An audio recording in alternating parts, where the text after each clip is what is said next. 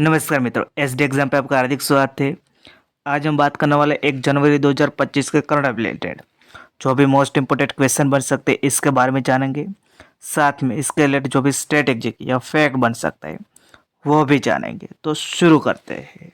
हाल में राष्ट्रीय मानव अधिकार आयोग यानी कि नेशनल ह्यूमन राइट कमीशन के अध्यक्ष के रूप में किसने कार्यभार संभाला है?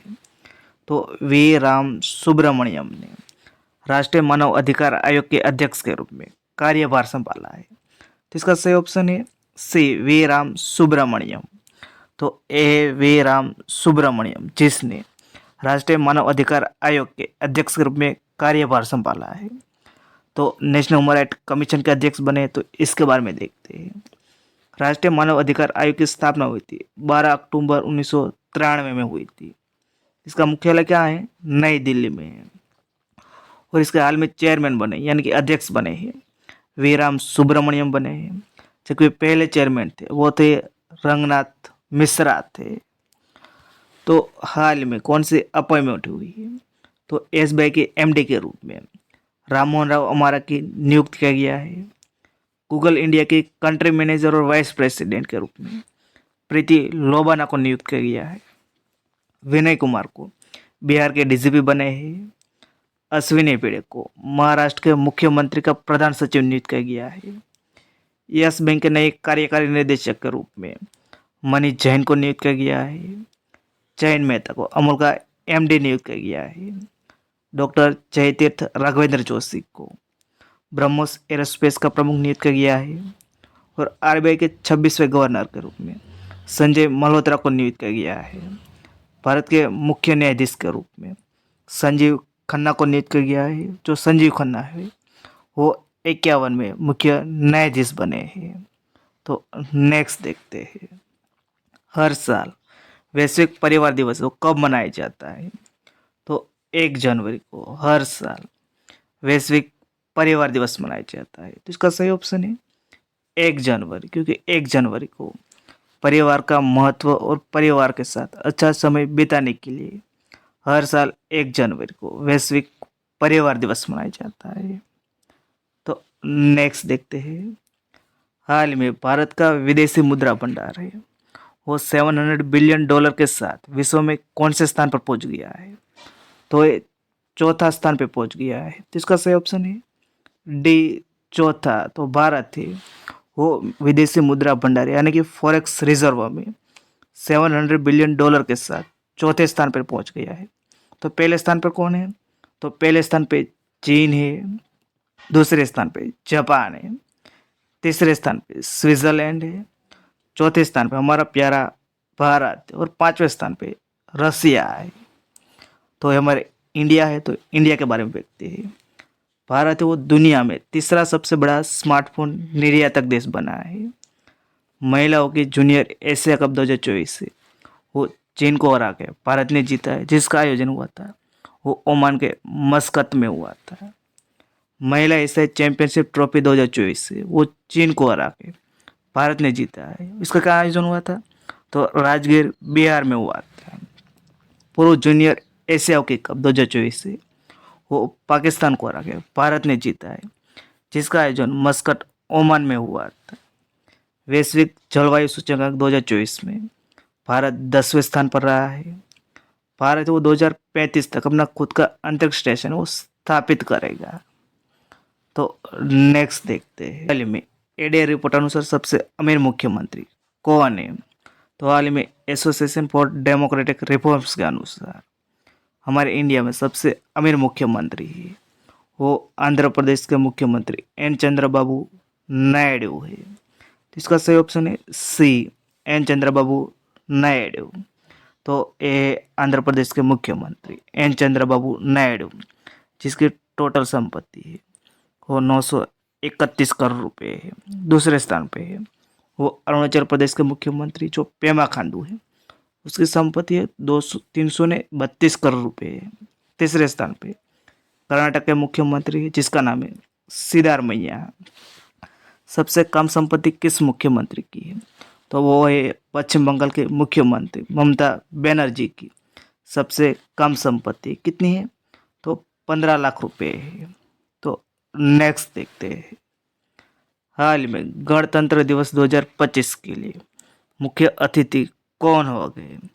तो इंडोनेशिया के राष्ट्रपति वो गणतंत्र दिवस 2025 के लिए मुख्य अतिथि हो गए। तो इसका सही ऑप्शन है बी, इंडोनेशिया के राष्ट्रपति। तो इंडोनेशिया के राष्ट्रपति कौन है? तो ए इंडोनेशिया के राष्ट्रपति प्रबोवो सुबियांतो है। वो गणतंत्र दिवस 2025 में जो 26 जनवरी को मनाया जाएगा उसमें मुख्य अतिथि के रूप में हो गए। और गणतंत्र दिवस 2025 में वो कौन सा मनाया जाएगा? तो 76वां मनाया जाएगा। तो इंडोनेशिया के राष्ट्रपति हो गए। तो इंडोनेशिया के बारे में देखते हैं, ए इंडोनेशिया का मैप जिसकी राजधानी जकार्ता है, करेंसी क्या है? रुपया है, और राष्ट्रपति है वो प्रभाव सुबियांतो है। नवंबर में इंडोनेशिया में माउंट लेवाटोबी लाके की ज्वालामुखी में विस्फोट हुआ था। जून में इंडोनेशिया में माउंट इबू ज्वालामुखी में विस्फोट हुआ था। और अप्रैल में इंडोनेशिया में माउंट रुवांग ज्वालामुखी है उसमें विस्फोट हुआ था। और दिसंबर में माउंट सेमेरू ज्वालामुखी में विस्फोट हुआ था। ये सभी ज्वालामुखी आपको याद रखना है, इम्पोर्टेंट है। तो नेक्स्ट देखते हैं, हाल में भारत और किस देश के साथ सैन्य अभ्यास सूर्य किरण का 18वां संस्करण है वो शुरू हुआ है? तो नेपाल देश के साथ सैन्य अभ्यास सूर्य किरण का 18वां संस्करण है वो शुरू हुआ है। तो इसका सही ऑप्शन है डी, नेपाल। इसका आयोजन कहाँ किया जा रहा है? तो नेपाल में साल झंडी है वहाँ इसका आयोजन किया जा रहा है। तो एक कौन सा संस्करण होगा? तो 18वां संस्करण होगा। तो नेपाल के साथ किया जा रहा है। तो नेपाल के बारे में देखते हैं, ये नेपाल देश का मैप जिसकी कैपिटल है काठमांडू है, करेंसी क्या है? रुपये है, प्रधानमंत्री है वो केपा शर्मी ओली है, और राष्ट्रपति वो रामचंद्र पौंडवाल है। तो नेक्स्ट देखते हैं, हाल में सीआरपीएफ के नए महानिदेशक किसे नियुक्त किया गया है? तो विपुल कुमार को सीआरपीएफ के नए महानिदेशक के रूप में नियुक्त किया गया है। तो इसका सही ऑप्शन है सी, विपुल कुमार। तो ए विपुल कुमार जिसको सेंट्रल रिजर्व पुलिस फोर्स के नए डीजी के रूप में नियुक्त किया गया है। तो सीआरपीएफ के नए डीजी बने। तो सीआरपीएफ के बारे में देखते हैं, जिसको हिंदी में केंद्रीय रिजर्व पुलिस बल कहते हैं, जिसकी स्थापना हुई थी 27 जुलाई 1939 में हुई थी। मुख्यालय नई दिल्ली में है। हाल में महानिदेशक कौन बने? विपुल कुमार बने हैं। तो नेक्स्ट देखते हैं, हाल में विवाद से विश्वास योजना की नई समय सीमा है वो कब तक बढ़ाई गई है? तो 31 दिसंबर 2024 थी, उसको बढ़ा के 31 जनवरी 2025 तक कर दी है। तो इसका सही ऑप्शन है बी, 31 जनवरी 2025 तक विवाद से विश्वास योजना की नई समय सीमा बढ़ाई गई है। इस योजना है वो central board of direct tax ने विस्तार कर दिया है। जो करदाता हुए उसको कम दरों पर अपने कर विवादों को हल करने के लिए अतिरिक्त समय देता है इस योजना के अंतर्गत। तो 31 जनवरी 2025 तक ये सीमा बढ़ाई गई है। इस योजना को लागू कब किया गया था? तो 1 अक्टूबर 2024 को इस योजना को लागू किया गया था। तो नेक्स्ट देखते हैं, हाल में विश्व ऑडियो विजुअल एंटरटेनमेंट शिखर सम्मेलन यानी कि वेव्स 2025 का आयोजन कहाँ होगा? तो हमारे इंडिया में नई दिल्ली में विश्व ऑडियो विजुअल एंटरटेनमेंट शिखर सम्मेलन 2025 का आयोजन होगा। तो इसका सही ऑप्शन है ए, नई दिल्ली। तो इसका आयोजन है 5 से 9 फरवरी तक 2025 में भारत मंडपम या नई दिल्ली में इसका आयोजन होने वाला है। तो नेक्स्ट देखते हैं, हाल ही में इसरो ने स्पेस डॉकिंग एक्सपेरिमेंट मिशन यानी कि स्पेडेक्स मिशन है वो कब लॉन्च किया है? तो ये 30 दिसंबर को इसरो ने स्पेस डॉकिंग एक्सपेरिमेंट मिशन यानी कि स्पेडेक्स मिशन को लॉन्च किया है। तो इसका सही ऑप्शन है बी, 30 दिसंबर को। ये डेट आपको इम्पोर्टेंट है। ये है दो, इसमें स्पेडएक्स रॉकेट है वो लॉन्च किया जाएगा, जिसमें एक का नाम है टारगेट और एक का नाम है चेजर। जो टारगेट है वो वही स्थान पे रहेगा, जो चेजर है वो है कि डॉकिंग करेगा, डॉकिंग यानी कि जोड़ेगा। तो इसके बारे में क्या क्या इंपॉर्टेंट पॉइंट है इसके बारे में देखते हैं। इसको कब लॉन्च किया गया था, डेट आपको याद रखना है। तो 30 दिसंबर 2024 को लॉन्च किया गया था। एक कहाँ से लॉन्च किया गया था, आंध्र प्रदेश के श्री हरिकोटा से सतीश धवन स्पेस सेंटर से लॉन्च किया गया था। कौन सा रॉकेट का यूज़ किया गया था, तो PSLV C-60 रॉकेट है उसका यूज किया गया था। जो ये मिशन है सफल रहा तो रूस, अमेरिका और चीन के बाद भारत ऐसा करने वाला चौथा देश बन जाएगा। तो अगला क्वेश्चन देखते हैं। हाल ही में कन्याकुमारी में समुद्र के ऊपर देश का पहला ग्लास ब्रिज का उद्घाटन है वो किसने किया है, तो तमिलनाडु के मुख्यमंत्री M.K. स्टालिन ने कन्याकुमारी में समुद्र के ऊपर देश का पहला ग्लास ब्रिज का उद्घाटन किया है। तो इसका सही ऑप्शन है डी, M.K. स्टालिन। तो ए ग्लास ब्रिज जो समुद्र के ऊपर है, ए कवि तिरुवल्लुवर है उसकी प्रतिमा है, ए विवेकानंद रॉक मेमोरियल है, वो दोनों को जोड़ता है। इसकी लंबाई कितनी है, तो 77 मीटर है और इसकी चौड़ाई कितनी है, तो 10 मीटर है। तो अगला क्वेश्चन देखते हैं। हाल में किसने अपनी ऑटोबायोग्राफी स्टम्पड लॉन्च की है, तो ये है 1983 यानी कि 1983 में वर्ल्ड कप विजेता विकेट कीपर सैयद किरमानी ने अपनी ऑटोबायोग्राफी स्टम्पड है वो लॉन्च की है। तो इसका सही ऑप्शन है ए, सैयद किरमानी। तो ए सैयद किरमानी जो 1983 वर्ल्ड कप है जो इंडिया ने जीता था उसमें वो विकेट कीपर थे। उसने हाल ही में स्टम्पन नाम की अपनी ऑटोबायोग्राफी वो लॉन्च की है।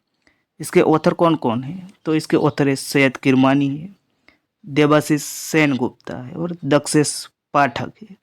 ये तीनों इसके लेखक है। ये है इसकी ऑटोबायोग्राफी स्टम्पड, जब देख सकते हो। तो नेक्स्ट देखते हैं।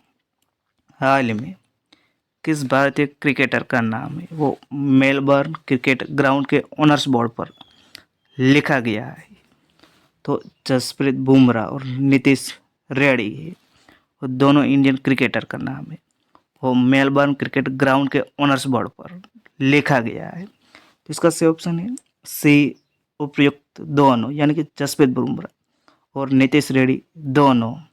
तो ये देख सकते हो 2024 दिसंबर में जो मेलबर्न क्रिकेट ग्राउंड में जो टेस्ट हुआ था उसमें अपना प्रदर्शन के दम पर जसप्रीत बुमराह और नीतीश रेड्डी का दोनों का नाम है वो मेलबर्न क्रिकेट ग्राउंड के ओनर्स बोर्ड पे लिखा गया है।